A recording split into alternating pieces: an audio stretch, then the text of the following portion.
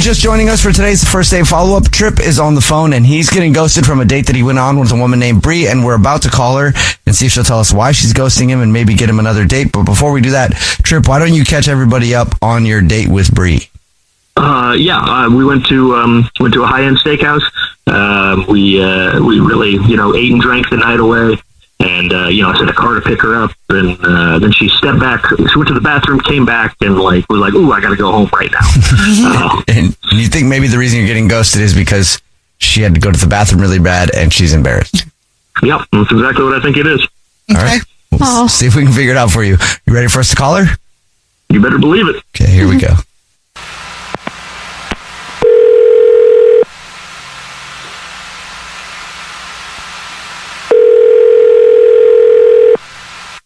Hello? Hi, may I speak to Bree, please? This is Bree.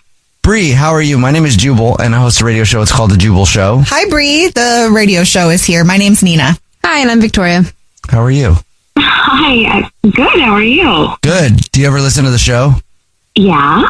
If you ever heard a first date follow-up before, where we call somebody who's been on a date and they've been ghosted, so we get the other person on the phone to find out why they've been ghosted, then I'll just tell you that's what this is. Oh, wow. Okay. Okay. So we got an email about you from a guy named Trip.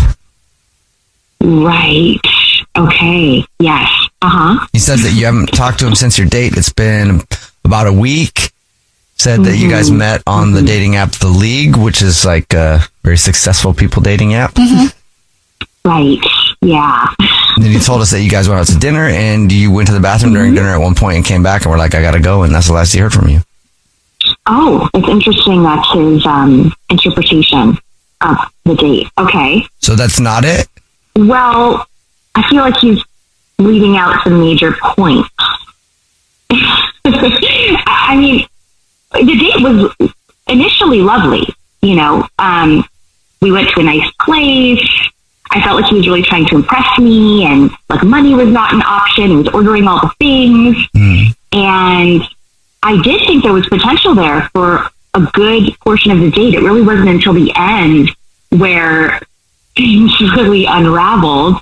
Again, I can't believe he left all of this out. But so the bill comes, and he took a screenshot of the bill, and then his phone rang. It was his mom.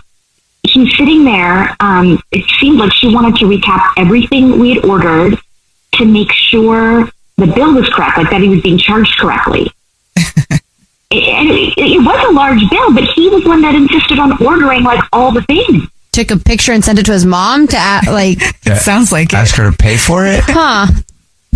Yeah, and then he told his mom, as I'm sitting there, that I'm going to go back to his place, which was already very weird. But then he was saying things like, don't worry, I'll be responsible. And then he said, I know, I'll be on my best behavior. And I'm not sure what the conversation was completely, but it just gave me the ick immediately. Like, I love a mama's boy, but this was like a bottle-fed mama's boy. From what I understand, I think the money is his mom's money, and she wants to know what he's spending it on. So we have to send a photo of the check so there like aren't any surprises. Like, even if that's the thing, wouldn't you want to send it like later? Thanks for telling us, Bree. He didn't tell us that part. Yeah. I don't know. Of course. Well, he probably doesn't think it's weird because he openly did it. Bree, guess what? He's actually on the phone listening and has been listening and wants to talk to you. Oh, okay. Well, hi, Bree. Hi. Hi. I guess you would. I wish you would have said something about it. It's never struck me as weird. My mom's been a financial manager for a long time, so like she always loves to double check bills and is very involved in money. Like it's a pretty normal thing to do when your parent's an expert, And look, at the end of the day, like I get what you're saying about her being involved. Like I totally do. But once my mom falls in love with you, like she definitely won't be as involved. That's just kind of a now thing. What do you mean by that? Well, I mean, she worries. She worries that that people are like after me for my money and her money, both of our monies. So once she meets you and like approves of you and stuff, she'll definitely like back off. It won't be as big a deal when she knows that you're in it for the right reasons. Oh, That oddly makes sense. okay. Yeah, in a way it does. I wonder if you're afraid of people liking you for money, then maybe flashing it in the beginning is maybe not the move. Yeah. I mean, maybe, but like, again, the league is a place for successful people. And like I assume that anyone I meet on there is also comfortable with money and used to seeing money spent. So like, it's not about flashing it. It's about providing a level of, I don't know, comfort, familiarity, like confidence. You know what I mean? Yeah. Yeah. I mean, I appreciate the lovely date, and I think you're a lovely guy, but I just do not feel comfortable with that much mothering. Like, that was just, to me, like next level. And I find it very hard to believe that she will back off once she finds someone she approves of. Well, I mean, she will. That's kind of her MO. Be very engaged up front and then back off when she's confident. Like I have a lot of friends that have mother-in-laws that they and it's not that way. Listen, no offense, I'm sure she's lovely too, but that is just not something I can sign up for. Well, Bree, would you like to go on another date with Trip? We'll pay for it. Yeah, I'd really love to see you again. And, the second date is always the date where I take someone to meet my mom. So, you could get that squared away. Okay. Expedite the process. I